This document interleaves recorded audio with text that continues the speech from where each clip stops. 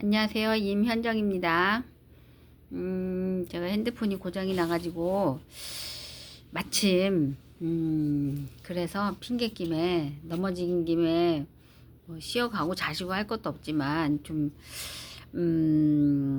그런데 제가 이제 이 책을 구매를 했어요. 무한의 힘, 무한의 힘, 네, 무한의 힘이라고.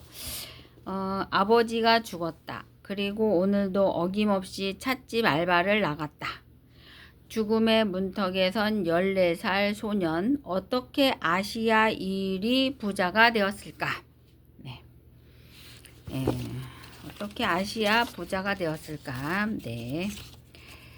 포브스 선정 아시아 최고 부자 손정의 이재용보다 부자인 95세 현역 기업인 54개국 25만 명 직원을 둔 CK 허치슨의 수장, 재산 3분의 1을 기부한 리카싱 재단의 설립자. 네.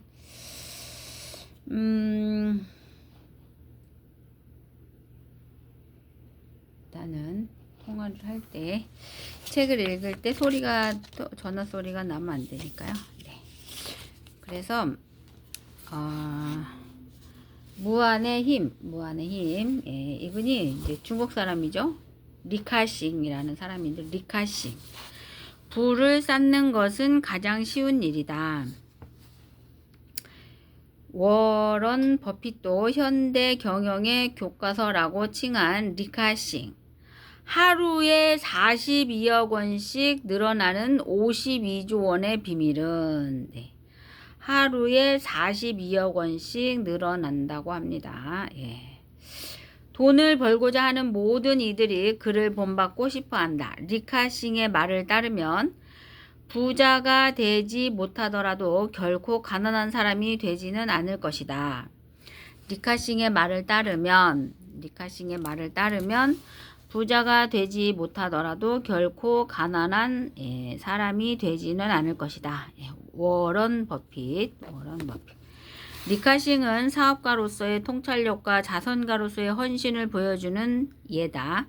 그는 사업 성공을 통해 얻은 부를 사회에 환원하는 데 큰 열정을 가지고 있다. 빌 게이츠. 리카싱은 나에게 있어 큰 영감이다. 그의 경영 철학과 지속 가능한 발전에 대한 생각은 내가 사업을 운영하는 데 있어 큰 지침이 된다. 마윈, 알리바바 그룹 창립자. 돈 많은 사람을 부러워 말라. 그가 사는 법을 배우도록 하라. 이건희 장님께서. 리카싱은 누구? 포브스가 선정한 홍콩의 1위 아시아 최고의 부자. 하루에 42억 원씩 벌어들이는 95세 현역 기업인, 54개국 400억 달러 규모의 CK 허치슨 홀딩스의 수장, 6.93억 홍콩 달러의 청쿵 실업으로 62억 홍콩 달러의 허치슨 완포화를 인수.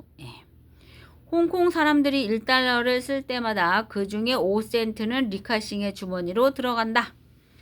포브스가 선정한 홍콩 1위 부자이며 비즈니스계의 슈퍼맨 리카싱은 청쿵 그룹의 창업자다.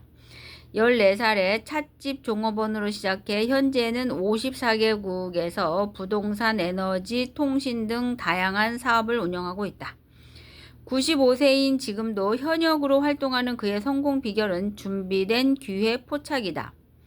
실제로 리카싱은 경제 위기 때마다 자산을 불려왔다. 1997년 아시아 금융위기 전 홍콩 4대 부자 중 꼴찌였으나 위기 후 최고 부자에 올랐다. 23년 그의 자산은 서울시 1년 예산을 윗도는 52조 원에 달한다. 리카싱은 여전히 부를 쌓는 것이 가장 쉬운 일이라고 말한다. 당신에게 무한의 부란 무엇인가? 그것을 어떻게 이룰 수 있을까? 리카싱의 이야기는 당신의 인생에 새로운 길을 열어줄 것이다. 리카싱. 무한의 부. 찻집 알바에서 52조 원까지. 야, 90 몇 살이라고요? 95살. 야, 진짜 이분이 앞으로 얼마까지 사실 수 있을지는 모르겠지만 정말 나이는 숫자에 불과하다.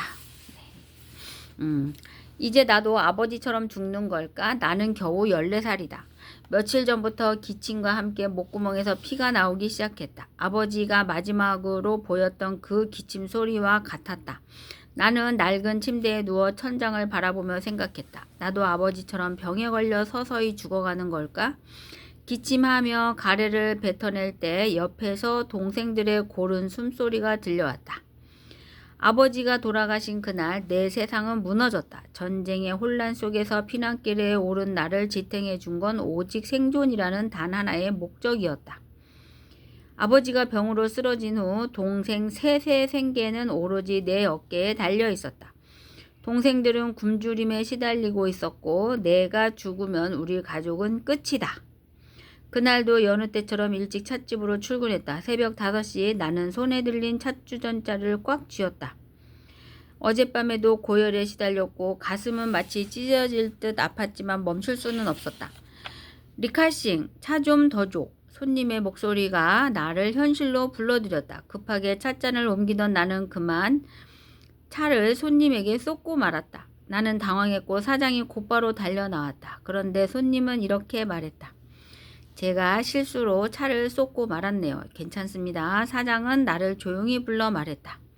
내 잘못이라는 걸 알고 있다. 손님이 좋은 분이었기에 다행이야. 다음부터 조심하면 된다. 그날 나는 세상이 그래도 완전히 차가운 공간이 아닐지도 모른다고 생각했다.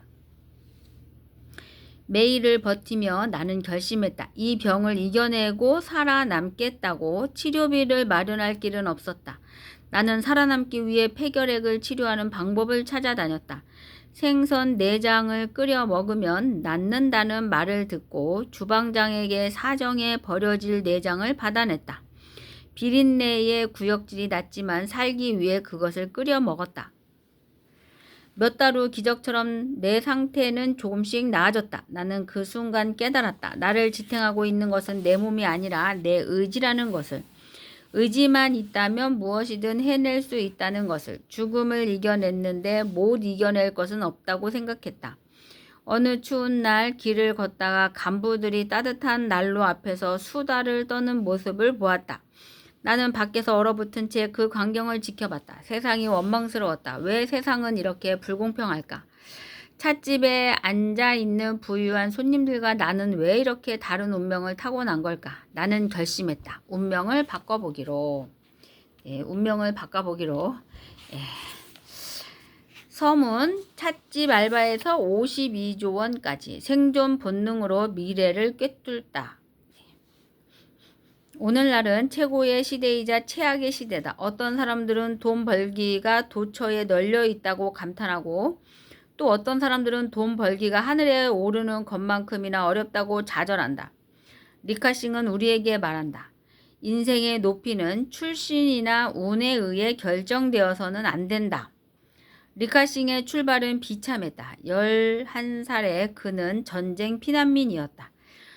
일본의 중국 침략으로 고향을 떠나 홍콩으로 이주했다. 새로운 터전에서 새로운 삶을 기대했지만 아버지가 병으로 세상을 떠났다. 14살의 리카싱은 생존을 위해 학교를 그만두고 찻집 종업원으로 일을 시작했다. 그는 동생 셋과 어머니를 먹여 살려야 하는 가장이었다.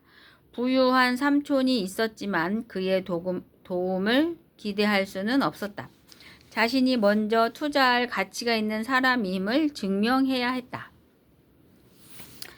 리카싱이 부와 성공을 거두고 세계적인 명성을 얻자 여러 화려한 칭호가 붙었다. 아시아 최고의 부자, 비즈니스계의 슈퍼맨, 부동산 거물 등. 하지만 이러한 칭호들은 그의 성공 이후에 붙여진 것일 뿐 그도 처음부터 대단한 능력을 가진 것은 아니었다. 리카싱의 첫 성공인 플라스틱 꽃 사업은 1940년대 후반 그가 퇴근 후 매일 밤 영어 잡지를 읽다가 발견한 정보에서 시작되었다. 그가 평생 가장 자랑스럽게 여기는 캐나다 헉스키 석유회사 인수는 1980년대 석유 위기 당시 세계 각국의 신문을 뒤져가며 찾아낸 기회였다. 그는 말한다. 새로운 것이 나타났을 때 단 5%의 사람만이 알고 있다면 서둘러 행동하라. 이것이 바로 기회이고 빨리 시작하는 것이 선기다. 성실함으로 쌓아올린 자기 확신은 리카싱을 위기에서 가장 빛나게 했다. 그의 재산은 금융위기 이후에 가장 폭발적으로 증가했다. 1997년 아시아 금융위기 전에는 홍콩 4대 부자 중 꼴찌였지만 위기 이후 홍콩 최고 부자가 되었다. 그는 말한다. 나는 그저 다른 사람들보다 앞뒤를 보는 눈이 하나 더 있을 뿐이다. 이는 행운이 아니라 오랜 준비의 결과다. 2007년 페이스북은 수익 모델을 찾지 못한 위기의 적자 기업이었다. 그럼에도 그는 단 5분 만에 투자를 결정했다. 성장 가능성을 꿰뚫어 본 것이다. 이뿐만 아니라 2010년대 전기차 산업이 본격화되기 전 그리고 줌, 스포티파이, 시리, 딥마인드 등이 세계적으로 성공하기 훨씬 이전에 이들 기업에 투자했다. 이미 그는 80대에 접어든 시점이었다. 리카싱은 항상 승리를 확신하는 사람이 아니다. 그는 오히려 실패에 대해 더 많이 고민한다. 2008년 비즈니스 위크와의 인터뷰에서 그는 시간의 90%를 실패를 고민하는 데 사용하는 것이 성공의 노하우라고 말한다. 날씨가 좋을 때에도 태풍에 대비해야 합니다. 저는 각 프로젝트가 직면할 수 있는 최악의 상황을 끊임없이 연구합니다. 이런 이유로 1950년부터 지금까지 저의 사업은 58년간 한 번도 위기를 겪지 않았습니다. 미국의 경제 전문지 포브스에 따르면 그는 중하권 1위 부자로 자산은 52조 원, 23년 기준에 달한다. 5,200만 명에게 각각 100만 원씩 나눠줄 수 있을 정도의 부를 축적했다. 14살 찻집 종업원에서 시작해 홍콩의 작은 플라스틱 공장 사장이 되고 전 세계를 아우르는 비즈니스 네트워크를 구축한 그의 여정은 그야말로 무한의 완벽한 예다.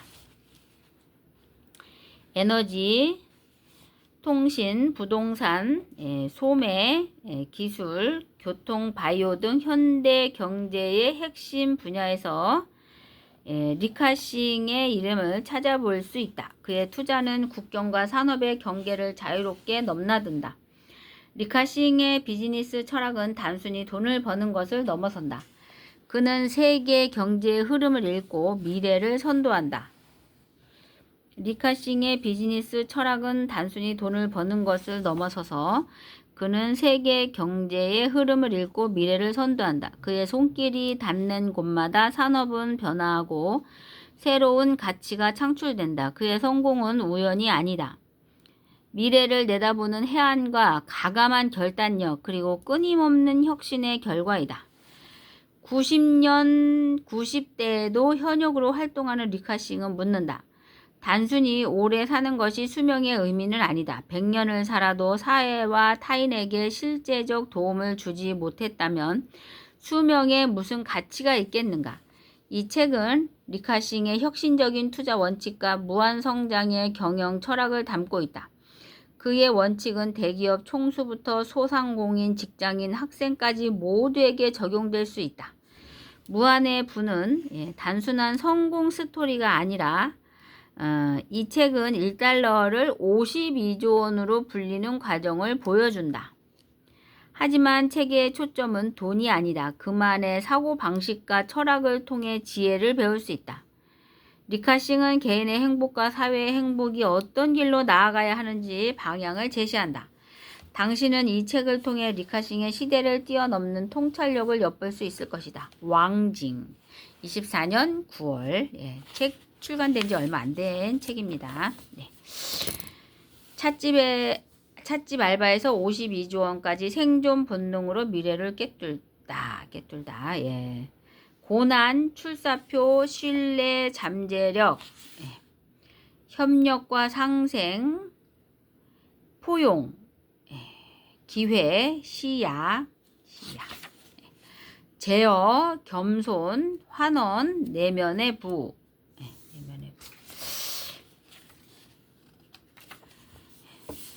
고난에는 14살에 얻은 무한 동력, 죽음의 공포 속에서 실패 가능성 제로로 수렴하는 법, 남의 회사에서 청소를 하다 벌어진 일, 돈 한 푼 없이 미래를 정확히 예측하는 방법, 파멸, 첫발, 이원칙, 초월, 통찰력. 우선 일단락을 한번 40페이지나 되는데 21쪽부터 한번 쭉 읽어보겠습니다. 너무 이제 오래간만에 책을 읽어서 책을 읽기가 지금 좋아요. 네, 책을 읽기가 좋아요. 그때는 좀 너무 지쳐 있었어요. 뭐 제가 책도 그렇게 많이 읽는 편도 아니고 뭐 대단한 걸 읽는 것도 아니고 뭐 제가 대단한 사람도 아니고 그렇지만 마침 그런데 핸드폰이 고장이 났어요. 그래서 유튜브 동영상을 올리는데 시간이 너무 오래 걸리고 그러다 보니까 파멸, 파멸. 14살에 얻은 무한 동력 파멸. 이제 책이 고난의 파멸에 14살에 얻은 무한 동력. 쭉쭉 읽어보겠습니다. 내 나이 14살, 전쟁 중 아버지는 폐결핵으로 사망했다. 남겨진 동생 셋과 어머니를 굶어 죽지 않게 하기 위해서는 돈이 필요했다. 하지만 돈을 벌려면 학교를 그만둬야 했다. 나는 꿈을 잠시 접어두고 결단을 내렸다. 먼저 돈을 벌고 그 후에 공부하자. 이 결심은 내 인생의 방향을 완전히 바꿔놓았다. 자퇴 후 내 처지를 알게 된 외삼촌이 손을 내밀었다. 그는 홍콩에서 혼자 힘으로 시계 회사를 일군 사업가였다. 삼촌의 도움이 있었다면 내 삶은 분명 수월했으리라. 하지만 나는 남의 그늘에 기대는 삶을 원치 않았다. 외삼촌의 제안을 정중히 거절했다. 내 힘으로 내 길을 개척하기로 마음먹었다. 전쟁의 그림자가 드리운 혼돈의 시대였다. 실업자들이 거리를 가득 메웠다. 14살에 내가 생계를 위해 일자리를 찾는다는 건 마치 사막에서 바늘을 찾는 격이었다. 어머니의 눈빛엔 걱정이 가득했다. 저 어린 것을 세상에 홀로 내보내다니. 그녀의 한숨 속에 모든 것이 담겨 있었다. 어머니는 내 손을 잡고 거리를 돌아다니며 일자리를 찾았다. 가게마다 들어가 일할 사람이 필요한지 물었으며 번번이 거절당했다.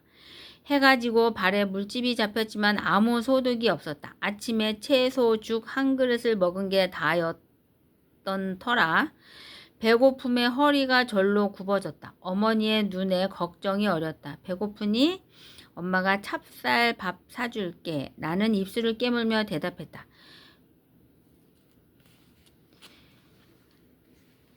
배고프지 않아요. 하루 빨리 일자리를 찾지 못하면 우리 가족 모두가 하루 두 끼에 죽조차 먹지 못할 것을 알고 있었다. 다음 날 나는 홀로 거리를 나섰다. 어머니의 지친 발걸음을 더는 볼 수 없었기 때문이다. 날이 어두워질 때까지 수없이 당했지만 포기할 수 없었다. 세 번째 날 한 찻집 주인이 나를 불쌍히 여겨 직원으로 받아주었다. 14살에 사회에 첫 발을 내디딘 나는 또래들보다 일찍 어른이 되어야 했다. 그렇다고 해서 전혀 감정이 없지는 않았다. 가슴 깊은 곳에서 분노의 불길이 타올랐다. 어떤 가정은 행복하고 부유한데 왜 나는 이렇게 태어났을까? 세상은 왜 이토록 불공평할까? 운명의 부당함에 치를 떨었다. 내 새끼손가락에는 흉터가 하나 있다. 이때 남긴 분노의 흔적이다. 그의 겨울 뼈를 애는 듯한 추위가 엄습했다. 나는 우연히 얼어붙은 창문 틈으로 고위 간부들이 따뜻한 방 안에서 차를 즐기는 모습을 보았다. 내 마음속엔 한기보다 더 차가운 외로움이 분노의 불길보다 더 뜨거운 원망이 가득 찼다. 그 순간 실수로 손가락을 베었다. 붉은 핏줄기는 검게 변할 때까지 흘러내렸다. 하지만 곧 깨달았다. 단순한 분노의 감정은 나를 더 약하고 불안하게 만들 뿐이었다. 분노를 다스리고 그 힘을 다른 곳으로 돌려야 했다. 나는 그때 반드시 출세하겠다고 결심했다. 내 안에 분노를 더 높은 목표를 향한 동력으로, 난관을 헤쳐나갈 추진력으로 바꾸기로 했다. 멈추고 고요해지는 경지에 도달해야 비로소 모든 움직임을 멈출 수 있다. 중국 철학자 남화 이진의 이 말은 그 의미가 명확하다. 멈추고 고요해지는 경지에 도달해야 비로소 모든 움직임을 멈출 수 있다. 마음이 혼란스러우면 세상 모든 것이 혼돈되고 마음이 고요하면 세상 모든 것이 평온해진다는 뜻이다. 나는 이 진리를 내 삶에서 증명해냈다. 마음을 단단히 정한 후로는 어떤 생활의 풍파도 나를 쉽사리 흔들지 못했다. 이러한 내적 평정은 나의 인생에도 영향을 미쳤다. 내 눈에는 미래와 내일이 다르다. 천명과 운명도 다르다. 내일은 새로운 하루일 뿐이지만 미래는 일생의 수많은 우연 속에서 우리가 끊임없이 내린 선택의 총합이다. 이러한 철학은 내가 장기적인 안목을 가지고 삶을 바라보게 했다. 내 눈에는 미래와 내일이 다르다. 천명과 운명도 다르다. 내일은 새로운 하루일 뿐이지만 미래는 일생의 수많은 우연 속에서 우리가 끊임없이 내린 선택의 총합이다. 마음을 먼저 다스리고 일을 처리한다. 전쟁의 포화 속에서 리카싱은 아버지를 잃었다. 홍콩이라는 낯선 땅에 내던져진 소녀는 순진한 꿈이 아닌 냉혹한 현실과 마주해야 했다. 매일 분노가 치밀었다. 하지만 그는 다른 사람들과 달랐다. 어려운 환경은 오히려 그의 의지를 타오르게 했다. 낮에는 찻집에서 일하고 밤에는 촛불 아래에서 책을 읽었다. 사람은 분노와 질투가 치밀 때 두 가지 행동 중 하나를 선택한다. 첫째, 화를 참지 못해 부정한 일을 저지르거나 상대를 깎아내린다. 둘째, 분노를 긍정적인 방향으로 돌려 현실을 직시하고 하루하루를 의미 있게 살아낸다. 당신은 어떻게 살고 있는가? 스스로에게 질문해보자. 첫 발, 죽음의 공포 속에서. 찻집에서 일한 지 얼마 되지 않아 나는 아버지와 같은 증상을 보이기 시작했다. 끊임없이 기침과 함께 피가 섞인 가래가 나왔고 검사 결과 폐결핵 진단을 받았다. 나도 아버지처럼 죽게 될까라는 생각에 망연자실했다. 당시 나는 제대로 먹지 못해 극도로 허약한 상태였다. 게다가 열악한 의료 환경에서 이 병은 치명적일 수밖에 없었다. 죽음이 두려웠지만 어머니의 걱정하는 얼굴을 보고 내색하지 않았다. 이는 내 인생에서 가장 어려운 시기였다. 하지만 나는 죽을 수 없다고 다짐했다. 장남으로서 어머니와 동생들을 위해 그리고 미래를 위해 반드시 이 시련을 이겨내야 했다. 한편으로는 생계를 위해 돈을 벌어야 했다. 다른 한편으로는 치료비를 마련할 방법이 없었다. 결국 나는 헌책에서 배운 의학 지식으로 자가치료를 시작했다. 매일 새벽 일찍 일어나 맑은 공기를 들이마시며 온 힘을 다해 소리쳤다. 몸에 기운이 없을 때는 소금물로 버텼다. 생선 내장이 건강에 좋다는 말을 듣고 찻집 주방장에게 남은 생선 내장을 얻었다. 역겨운 맛에 구역질이 났지만 생선 내장을 끓여 억지로 삼켰다. 이 기간에 나는 음식의 맛은 전혀 신경 쓰지 않고 오로지 영양만을 생각하며 식사했다. 꾸준히 운동하고 청결과 위생에도 특히 신경 썼다. 이는 단순한 건강관리나 치료가 아니라 가족과 나의 생존을 위한 처절한 몸부림이었다. 나는 이렇게 1년을 버티며 의료적 도움 없이 기적적으로 폐결핵을 이겨냈다. 이 처절한 투쟁을 통해 노력으로 극복하지 못할 불가능은 없다고 믿게 되었다. 죽음도 노력으로 이겨냈는데 그 무엇이 두려울까? 병마와 싸우면서도 일은 결코 소홀히 하지 않았다. 광둥 사람들은 아침 저녁으로 차를 즐겨 마셨기에 찻집에는 새벽부터 손님들이 몰려들었다. 우리는 아침 5시경 출근해 영업 준비를 했다. 나는 이 일을 소중히 여겼고 항상 10분 일찍 도착해 가장 늦게까지 일했다. 낯선 홍콩 땅을 처음 밟았을 때 아버지는 내게 단단히 일렀다.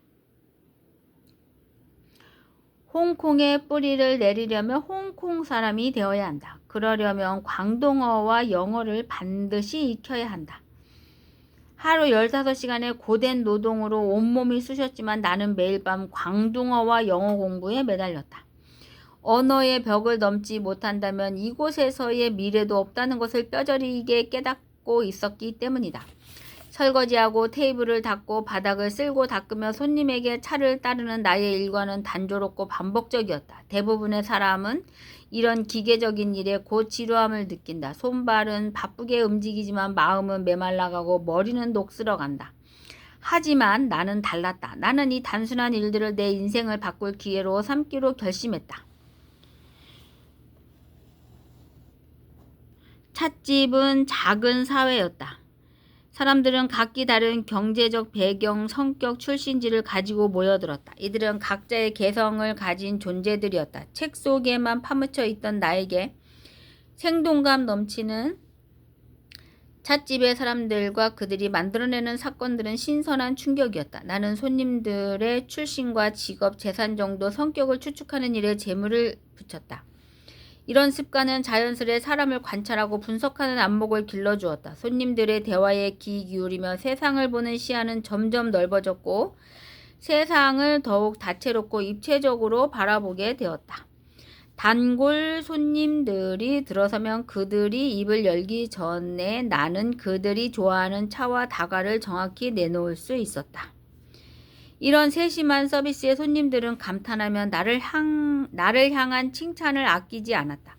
이러한 고객 만족은 높은 평가로 이어졌고 결국 내 급여도 올랐다. 내게 찻집은 단순한 일터가 아니라 값진 학교였다. 나는 사람들의 미세한 표정 변화를 읽고 복잡한 인간관계를 이해하는 능력을 키웠다. 또한 고객의 취향과 행동을 분석하는 안목도 길렀다. 이 과정에서 자연스럽게 일의 핵심을 터득하게 되었다. 하지만 찻집에서의 일은 너무나 고되었고 수입은 턱없이 부족했다. 당시 나는 사흘 밤낮을 꼬박 자고 싶다는 생각뿐이었다. 그러나 감히 그럴 수 없었다. 가족의 생계가 내 어깨에 달려 있었기에 이 일자리를 놓칠 수는 없었다. 고된 노동과 턱없이 부족한 수입에 때로는 미래가 불확실하게 느껴졌다. 한밤중에 나는 자주 잠에서 깨어나 스스로에게 물었다. 제대로 된 교육도 받지 못했고 든든한 인맥도 없다. 내가 단지 끈기 있게 열심히 일하는 것만으로 이 난관을 헤쳐나갈 수 있을까? 우리의 운명은 이미 정해져 있는 거 아닐까? 바꿀 수 있는 걸까? 간신히 생계는 유지할 수 있겠지만 언젠가 출세할 수 있을까? 이런 의문들이 머릿속을 맴돌 때마다 나는 그 생각들을 과감히 밀어내고 현재 내가 할 수 있는 일에 할 수 있는 최선에 집중하기로 다짐했다. 개인이 얻는 보상과 성과는 그가 과거에 쏟아부은 노력과 긴밀하게 연결되어 있다. 노력은 성공의 가장 기본적인 토대다.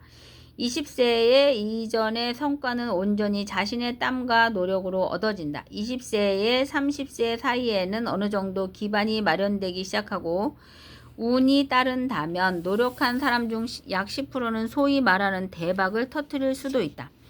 하지만 나머지 90%의 성과는 여전히 개인의 노력에 달려있다. 이 원리는 성공을 향한 여정에서 개인의 노력이 얼마나 결정적인지를 명확히 보여준다. 젊은 시절의 순수하고 열정적인 노력은 시간이 흐르면서 값진 경험과 귀중한 기회의 토대가 되어 후에 운이라고 불리는 작은 이점으로 돌아올 수 있다. 하지만 여전히 성공의 대부분은 개인의 끈질기고 지속적인 노력으로 결정된다. 이 진리는 비단 사업에만 국한되지 않고 인생의 모든 영역에 보편적으로 적용된다. 결국 열쇠는 우리 손에 쥐어져 있으며 오직 끊임없는 노력과 불굴의 의지만이 그 문을 열 수 있다. 일을 하다 보면 쓸모없어 보이는 노력들이 있다. 하지만 세상에 쓸모없는 노력은 없다. 이 노력들은 언젠간 반드시 그 힘을 발휘한다. 운명은 우리가 만들어가는 것이다. 추가적인 노력은 단순한 덧셈이 아닌 곱셈의 결과를 가져온다. 리카싱에게 매 순간은 배움의 기회였다. 찻집에서 반복되는 일상도 그에겐 단순한 노동이 아닌 미래를 향한 값진 준비 과정이었다. 그는 일하며 언어를 익히고 사람을 읽는 날카로운 통찰력을 키우며 끈기와 성실함으로 경영의 기초를 다졌다. 리카싱은 일찍이 깨달았다. 작은 노력의 꾸준한 축적이 우리의 예상을 훌쩍 뛰어넘는 큰 성과를 만들어낸다는 사실을. 그는 이 놀라운 현상을 노력의 복리 효과라 명명했다. 우리는 종종 당장에 눈에 보이는 결과가 없다고 노력을 포기하곤 한다. 하지만 노력이 꾸준히 쌓이면 어느 순간 예상치 못한 기하급수적인 성장을 경험하게 된다. 이것이 바로 노력의 복리 효과다. 당신의 삶에서도 이런 놀라운 효과를 경험한 적이 있는가? 당시에는 쓸모없는 공부나 일이라 생각했지만 훗날 인생에 큰 도움이 되었던 경험이 있는가? 원칙, 이 원칙. 실패 가능성 0%로 수렴하는 법. 찻집에서 일한 지 1년쯤 지났을 때 나는 종종 아버지가 남기신 새해 축복 글귀를 되새겼다. 장군과 재상은 타고나는 것이 아니며 남자는 스스로 강해져야 한다. 쳇바퀴처럼 반복되는 일상에 대한 불만이 커지면서 나는 이제 찻집을 떠나 새로운 도전을 해야 할 때임을 본능적으로 감지했다. 나는 외삼촌의 제안으로 중남시계에 입사했다. 과거 외삼촌의 제안은 거절했었지만 마음을 바꾼 이유는 간단했다. 찻집에서 일하며 단순 노동만으로는 큰 성과를 얻기 어렵다는 것을 깨달았다. 언젠가 시계점을 여는 것도 나쁘지 않을 생각이었다. 난 상인이 되기에 앞서 기초를 다지고 싶었다. 외삼촌은 혈연 관계라는 이유로 나를 특별 대우하지 않았다. 나는 중남시계 수습생으로서 회사의 모든 규정을 철저히 따랐다. 청소부터 차 끓이기, 물 따르기, 심부름까지 기본적인 업무를 성실히 수행했다. 찻집에서의 엄격한 훈련 덕분에 이러한 일들은 능숙하게 해냈다. 하지만 나는 여기서 멈추지 않았다. 주어진 업무를 마치고 난 후 짜투리 시간, 심지어 휴식 시간조차 아껴가며 시계 기술을 익혔다. 선배들의 작업을 유심히 관찰하고 질문을 던지며 손에 굳은 살이 박이도록 연습했다. 그 결과 놀랍게도 단 6개월 만에 다양한 시계 모델을 능숙하게 조립하고 복잡한 수리까지 할 수 있는 실력을 갖추게 되었다. 훗날 한 동료는 나에 대해 이렇게 회상했다. 리카싱은 시계에 대해 해박한 지식을 가지고 있었고 마치 오랜 경력을 가진 전문가처럼 능숙했다. 그가 수습생으로서 입사한 지 불과 몇 개월 밖에 되지 않았다는 사실을 그 누구도 믿지 않을 정도였다. 주변 사람들은 내가 뛰어난 시계 상인으로 성장할 것이라 기대했다. 그러나 1946년 초 나는 모두의 예상을 깨고 시계점을 떠나 작은 철물 공장으로 자리를 옮겼다. 이 결정에 많은 이들이 의아해했다. 안정된 직장과 밝은 전망을 뒤로하고 새로운 분야로 뛰어든 나의 선택을 이해하지 못한 것이다. 나는 왜 이런 결정을 했을까? 내 생각은 명확했다.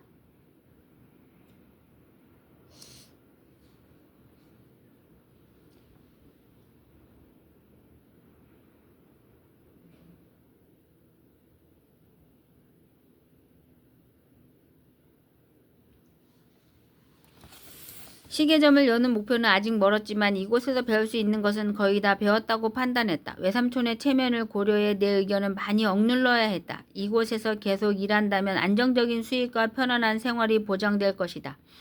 하지만 언젠가 이 안락함이 내 성장을 제한할 수 있다는 걸 어렴풋이 깨달았다. 그래서 나는 과감히 결심했다. 더 많은 경험을 쌓고 더 넓은 시야를 확보하며 끊임없이 자신을 단련하기로. 더 나은 미래를 위해 편안한 삶을 뒤로하고 새로운 도전에 나섰다. 찻집에서 손님을 접대하고 시계를 판매하는 것과 달리 철물 공장에서의 영업은 훨씬 더 고된 일이었다. 고객을 찾아 직접 거리로 나서야 했기 때문이다. 나는 두 발로 한 걸음 한 걸음 직접 거리와 골목을 누비며 고객을 만났다. 이러한 방식은 비용을 절감할 수 있을 뿐만 아니라 더 많은 잠재 고객과 접촉할 기회이기도 했다. 고객과의 소통 능력을 키우는 것이 급선무였다. 본래 내성적이고 신중한 성격의 낯선 이와의 대화를 꺼리는 편이었기에 이는 큰 도전이었다. 하지만 나는 도전은 회피하는 것이 아니라 극복하기 위해 있다고 믿었다. 도전은 회피하는 것이 아니라 극복하기 위해 있다고 믿었다. 고객과 마주하기 전에 대화 내용을 미리 구상하고 철저히 준비했다. 혼자 건넬 말을 연습하고 충분히 준비되었다고 느낄 때야 비로소 낯선 이에게 다가갈 용기가 났다. 이러한 노력 덕분일까? 몇 년 후에는 다양한 자리에서 언변과 통찰력이 생겼다. 영업을 통해 나는 두 가지 핵심 원리를 깨달았다. 첫째, 1시간이라도 남들보다 더 일하기. 둘째, 남들보다 1시간이라도 더 생각하기. 나는 남들보다 1분이라도 더 원칙을 삼았다. 그러나 단순한 노력만으로는 충분하지 않았다. 판매 방식에도 창의성이 필요했다. 일반적으로 철물 판매는 자파점을 통해 이루어졌다. 이 방식은 편리했지만 경쟁이 치열했다. 나는 다른 접근법을 택했다. 호텔과 여관 같은 대형 소비자에게 직접 판매하기로 했다. 이 전략은 중간 유통 단계를 줄여 고객에게 더 저렴한 가격을 제공할 수 있다는 장점이 있었다. 그러나 우리는 아직 무명의 소규모 회사였기 때문에 대형 고객들의 신뢰를 얻기가 쉽지 않았다. 이는 극복해야 할 큰 과제였다. 18세에 나는 첫 목표를 5성급 호텔인 그랜드 하얏트로 정했다. 첫날 호텔 입구에서 도어맨에게 쫓겨났지만 포기하지 않았다. 매일 밤 호텔 주변을 걸으며 제안을 다듬었고 낮에는 정보를 모았다. 아마 호텔 직원들은 나를 이상한 사람으로 여겼을 것이다.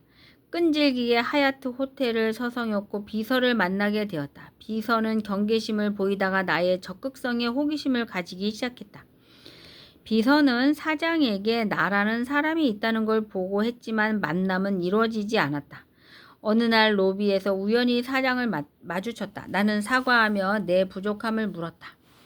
그러자 사장은 잠시 멈춰 내 이야기를 들어주기로 했다. 나는 조사한 내용을 바탕으로 호텔의 단골 업체가 공급하는 재료의 문제를 지적했다. 호텔 사장은 내 적극성과 조사에 흥미를 보이기 시작했다. 의심하던 사장은 직원에게 직접 조사를 지시했고 내 말이 사실로 밝혀졌다. 호텔에서 사용하는 알루미늄 통은 품질이 낮았고 가격도 터무니없이 높았던 것이다. 나는 단순히 경쟁 상품을 비난하거나 깎아내리려 하지 않았다. 그저 내가 알고 있는 지식선에서 어떤 재료가 나은지 일반적인 가격은 어떠한지를 알렸을 뿐이다. 상대에게 굳이 애원할 필요도 없었다. 상대가 합리적인 사람이라면 업체를 바꾸는 건 너무나 당연한 일이었다. 사장은 흔쾌히 나에게 500개의 철통을 주문했다. 찻집에서 알바를 하며 고객의 니즈를 파악하던 습관, 평소 책을 읽으며 지식을 습득한 것, 남들보다 더 일하고 더 생각하기를 원칙으로 삼아온 것의 결과였다.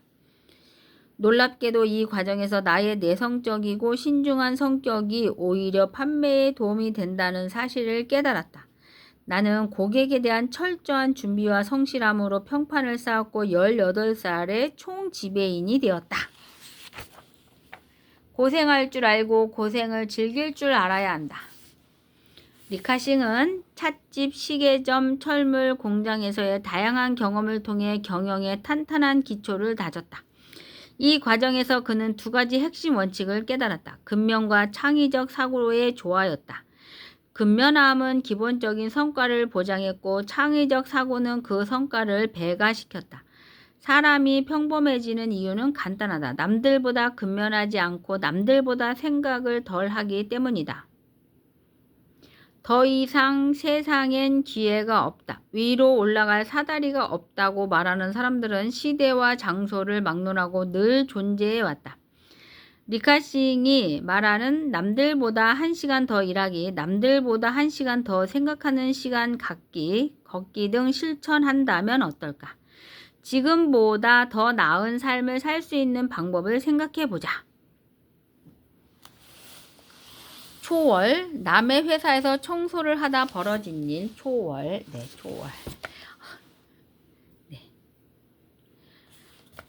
건물 공장에서의 성공을 뒤로하고 나는 다시 한번 새로운 출발점에 섰다. 1947년 만 18세, 이번에는 플라스틱 공장이었다. 모든 걸 처음부터 시작해야 했고 이는 새로운 압박감과 도전을 의미했다.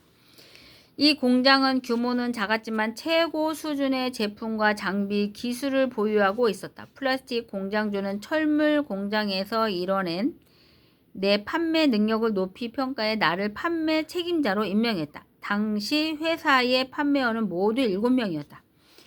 팀에서 가장 어리고 경험이 부족했지만 나는 과감한 목표를 세웠다. 3개월 안에 다른 판매원들과 동등한 성과를 내고 6개월 안에는 그들을 뛰어넘겠다는 것이었다. 이 목표를 달성하기 위해서는 기존의 방식으로는 부족했다. 대형 고객을 확보하는 것만이 유일한 해법이라고 생각했다. 나는 매일 회사의 신제품인 플라스틱 스프링클러를 들고 도매점을 방문했다. 성과 없이 지친 어느 날 홍콩 최대 도매점인 태평양 상해에 도착했다. 이른 시간이라 청소하는 직원들만 있었다. 어차피 일찍 도착했고 할 일이 없던 나는 가져간 플라스틱 스프링클러로 청소를 도왔다. 영업하러 갔다가 청소를 돕는 황당한 일을 벌인 것이다. 이를 본 구매 담당자는 놀랐다. 실제로 내가 가져온 제품의 편리함과 실용성을 직접 확인하게 된 것이다. 담당자는 나의 기이한 행동에 한 번 놀랐고 내가 가져온 스프링클러의 실용성에 두 번째 놀랐다. 결국 제품을 판매할 수 있었다. 판매란 단순히 상품을 거래하는 것이 아니라 자신의 가치와 신뢰를 전달하는 것임을 깨달았다. 1년 후 내 판매 실적은 회사 내에서 최고를 기록했다. 심지어 이 판매원보다 7배나 높은 성과를 올렸다. 동료들의 질투와 경계심이 생겨났다. 나는 팀의 화합이 장기적으로 더 중요하다고 판단했다. 스스로 회사의 요청에 내 보너스를 이 판매원과 동일한 수준으로 조정했다. 큰 나무는 바람을 많이 맞는다는 교훈을 마음에 새기며 개인의 성과보다 팀의 조화를 우선시했다. 만약 그때 내 이익만을 생각했다면 회사도 나도 무너졌을 것이다. 사람의 질투만큼 무서운 것은 없다. 나는 팀과 나 자신을 위해서라도 보너스를 받지 않아야 한다고 생각했다.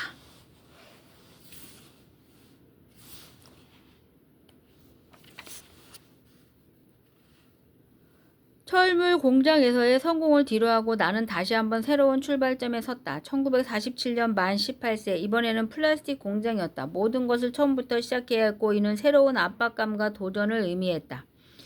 이 공장은 규모는 작았지만 최고의 수준의 제품과 장비, 기술을 보유하고 있었다. 플라스틱 공장주는 철물 공장에서 이뤄낸 내 판매 능력을 높이 평가해 나를 판매 책임자로 임명했다. 당시 회사의 판매원은 모두 7명이었다.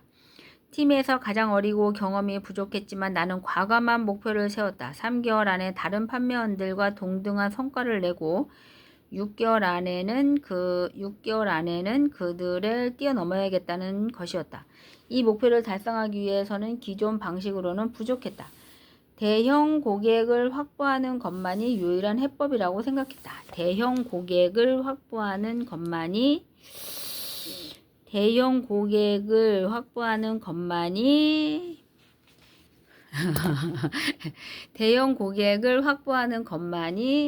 유일한 해법이라고 생각했다. 나는 매일 회사의 신제품인 플라스틱 스프링클러를 들고 도매점을 방문했다.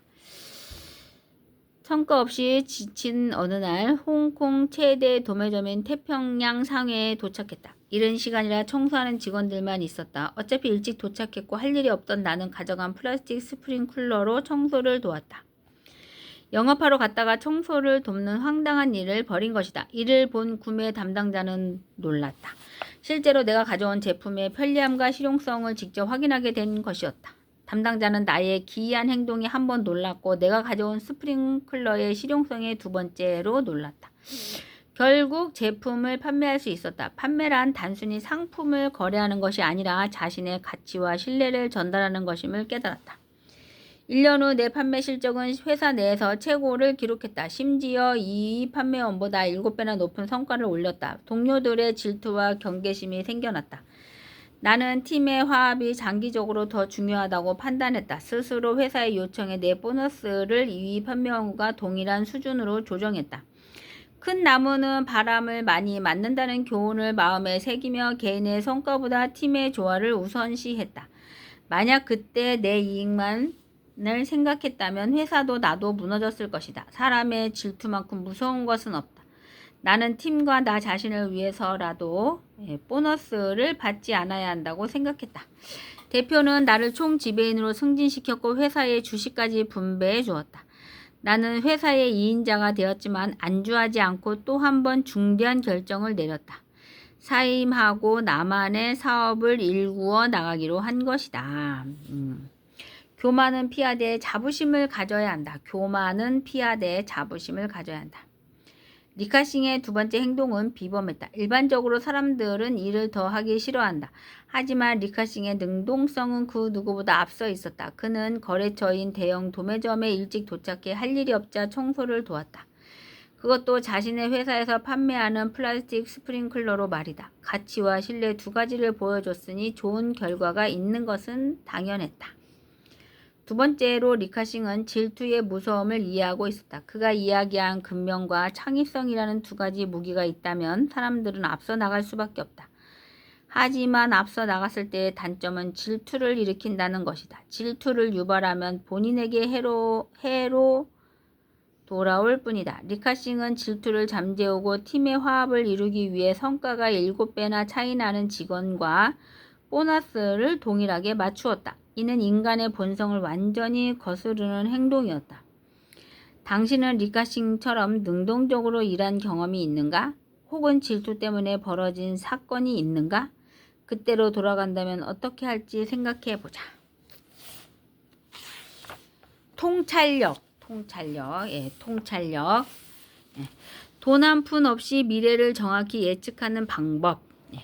나는 지식이 운명을 송두리째 역전시킬 수 있다고 믿는다. 이성적이고 논리적인 사고를 발달시킴으로써 마음의 힘은 커진다. 평생 끊임없이 생각하고 지식을 추구하는 사람은 나이에 구애받지 않고 성장한다. 배움을 즐기는 사람들은 관찰과 경험을 통해 얻은 지식을 지혜로 승화시켜 실생활에 적용할 수 있다. 이들은 자신의 꿈을 실현하는 것을 넘어 더 폭넓고 의미 있는 삶을 살 수 있다. 시계점에서 일할 때 나는 가난했다. 월급은 가족의 생계를 유지하고 동생들의 학비를 감당하기에도 빠듯했다. 그래서 중학교 과정을 독학하기로 했다. 새 교과서를 살 여유가 없어 중고 교과서를 사고 다 읽은 책은 다시 팔아 새로운 중고 교과서를 샀다. 이렇게 비용을 절약하며 지식을 쌓았고 인생에서 잊을 수 없는 기쁨을 만끽하게 되었다. 나는 시간을 최대한 활용하기 위해 여러 규칙을 정했다. 흥미 위주의 글 읽기, 오락 뉴스 보기, 타인과의 식사 등 여가 활동을 모두 배제했다. 일과가 끝난 후에 모든 시간은 오직 공부에 투자했다. 다른 이들이 학문적 성취를 위해 공부할 때 나는 생존과 성공을 위해 분초를 아껴가며 지식을 훔치듯 습득했다. 젊었을 때 나는 겸손했지만 내면에는 강한 자부심이 있었다. 다른 이들이 놀 때 나는 끊임없이 공부했기 때문이다. 그 결과 사람들이 제자리 걸음을 할 때 나는 매일 조금씩 성장했다. 17, 18세는 친구들과 어울려 놀기에 가장 좋은 나이였지만 나는 고된 공부를 견디며 행복해했다. 나는 엄격한 자기 단련을 통해 내면의 강인함과 자신감을 키웠다. 이는 단순한 자기 만족을 넘어 언젠간 동료들을 뛰어넘을 수 있다는 확신으로 이어졌다. 내 학습은 단순히 중학교 교과서에만 국한되지 않았다. 중국의 고전 서적, 특히 논어와 노자 등을 탐독하며 인간관계의 지혜와 철학적 통찰을 얻었다. 동시에 영어 공부에도 열중했다. 이런 꾸준한 학습이 예상치 못한 방향으로 내 인생을 바꿀 줄은 꿈에도 몰랐다. 그러던 중 한 영어 잡지에서 우연히 접한 플라스틱 제품에 관한 기사가 내 미래의 방향을 결정짓는 전환점이 되었다. 영어 잡지에는 서양권에서 플라스틱 산업이 성장하고 있다는 기사가 실려 있었다. 나는 곧 홍콩도 철에서 플라스틱으로 산업이 전환될 것이라고 직감했다. 1948년 홍콩에서 플라스틱 제품은 아직 사치품에 불과했다. 하지만 나는 이 산업의 잠재력을 간파했고 몇 년 내에 치열한 경쟁이 시작되리라 예측했다. 시장 참여자가 늘어나면 경쟁의 결과로 가격이 내려가고 결국 플라스틱 제품은 저렴한 대중 소비재가 되어 모든 가정에 들어갈 것이라 생각했다. 이런 생각을 하고 얼마 지나지 않아 내가 호텔에 철제통을 판매하려 했을 때 호텔 측은 더 가벼운 플라스틱 통을 선택했다. 이는 내 예측을 입증하는 사건이었다. 철물 산업은 점점 쇠퇴하고 있었고 나는 더 이상 이 업계에 매달리지 않기로 결심했다. 플라스틱 산업은 성장 가능성이 큰 분야였다. 젊은 시절에 더 많은 도전을 해야 한다는 신념으로 나는 함께 일해보자는 플라스틱 공장의 제안을 받아들였다. 플라스틱 공장에서 일하면서 나는 최신 지식과 비즈니스 동향을 끊임없이 탐구했다. 생산 분야 지식이 부족함을 깨닫고 직접 공장 현장에 뛰어들어 모든 공정을 체험하며 실무를 익혔다. 나는 깨달았다. 지식은 운명을 바꾸는 강력한 도구라는 것을. 경제적 경쟁은 본질적으로 지식을 기반으로 한 전쟁이며 지식의 창조와 효과적인 응용이 기업의 성패를 좌우한다. 지식 없이는 운명을 바꿀 수 없다. 리카싱은 철에 이어 플라스틱이 대세가 되리라는 것을 직감했고 이는 그가 플라스틱 회사에 취업하는 계기가 되었다. 이것이 단순한 우연일까? 그가 천재여서 가능했던 일일까? 아니다. 그는 끊임없이 책을 읽고 창의적인 사람이 되기 위해 생각에 집중했으며 영어 공부에 매진했다.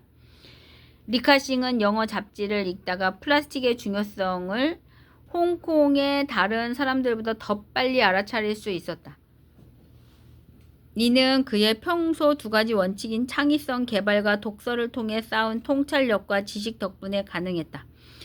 그가 세상의 흐름을 파악한 것은 결코 우연이 아니다. 오로지 배움과 책 덕분이었다. 당신은 최근 1년간 어떤 책을 읽었는가? 배움을 얻기 위해 모임에 참여하거나 강의를 들은 적이 있는가? 지금 당장 온라인으로 책 한 권을 구매하거나 서점에 가보는 건 어떨까? 예. 오늘은 여기까지 읽겠습니다. 예. 두 번째 단어 출사표는 또 다음에 읽기로 하겠습니다. 네. 이 책은 재미있고 아주 읽기가 좋게 되어 있어서 금방 읽을 것 같습니다. 네. 엄청 우리가 그 새학년이 됐을 때 그 새 교과서를 봤잖아요. 그렇죠? 그 냄새가 폴폴 납니다. 아주.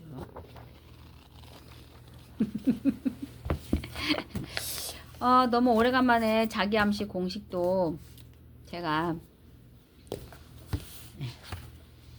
자기암시 공식. 네. 첫째, 나에게는 뚜렷한 삶의 목표가 있으며 나에게 그것을 달성할 능력이 있다는 것을 알고 있다. 나는 그 목표를 달성하기 위해 끊임없이 노력할 것이며 이 자리에서 그것을 약속한다.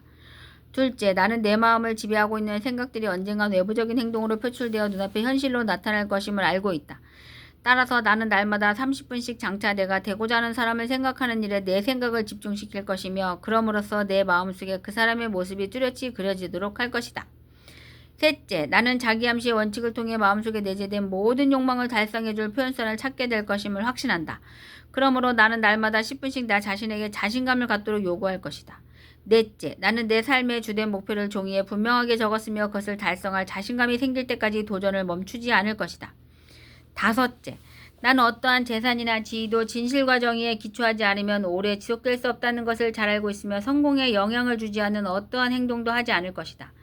나는 나의 힘과 나를 도와줄 다른 사람들의 힘을 나에게 끌어들임으로써 성공할 것이다. 또한 나는 기꺼이 다른 사람들을 위해 일할 의사가 있으므로 그들에게도 나를 위해 일하도록 설득할 것이다. 나는 다른 사람들을 향한 부정적인 태도가 나에게 결코 성공을 가져다 주지 않는다는 것을 알기 때문에 모든 사람들에 대한 사랑을 키움으로써 내 속의 모든 증오와 시기, 부러움, 이기심과 냉소를 없앨 것이다. 나는 이 공식을 따르기로 서명하고 이것을 암기하며 신념 속에서 하루에 한 번씩 큰 소리로 읽을 것이다. 그러면 이것은 점점 내 생각과 행동에 영향을 주어 나는 자신감 있고 성공적인 사람이 될 것이다. 될 것이다. 이 공식의 이면에는 지금까지 그 누구도 설명하지 못했던 자연의 법칙이 들어있다. 자연 과학자들이 밝혀내지 못한 그 법칙을 심리학자들은 자기암시라고 부른다. 사람들이 이 법칙을 뭐라고 부르는가 하는 것은 그다지 중요하지 않다. 중요한 것은 이것이 만약 건설적으로 사용되기만 한다면 그것은 인간의 성공과 영광을 위해 작용한다는 점이다. 그리고요, 이제 성공 비결의 6단계. 네.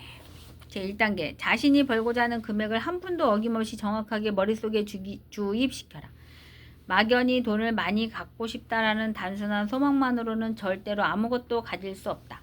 자신이 원하는 돈의 액수를 정확히 파악하여 늘 염두에 두고 있어야 한다. 제2단계 목표라는 돈을 벌기 위해 어떠한 대가를 치르거나 희생도 감내할 수 있는지 확실히 결정한다. 제3단계 자신이 목표라는 금액의 돈을 정확히 언제 달성할 것인지 그 구체적인 날짜를 설정한다. 제4단계 목표 달성을 위한 구체적인 계획을 세워 즉시 행동으로 옮긴다. 이때 실천 준비가 여의치 않아도 상관없다. 당장 계획을 실천에 옮기는 것이 가장 중요하다.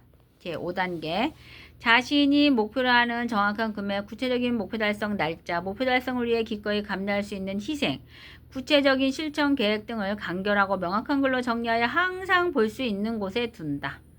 제6단계 그 메모를 매일 잠자리에 들기 직전과 아침에 일어난 직후 등 하루에 최소한 2번 이상 큰 소리로 읽으며 성공 의지를 불태운다. 자신의 꿈이 담긴 메모를 읽으며 자신이 설정한 목표가 이미 달성됐다고 생각해야 하면 물론이고 굳게 확신해야 한다.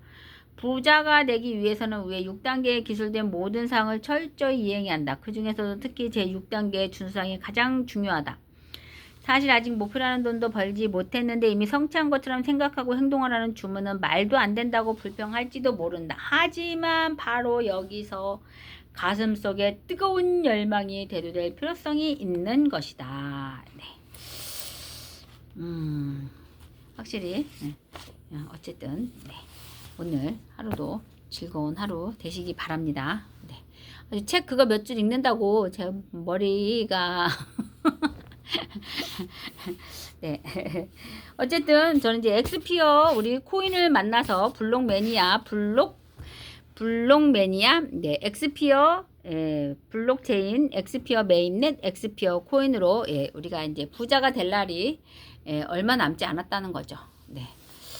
네. 꼭 반드시 꼭 부자가 되어야 됩니다. 네. 감사합니다.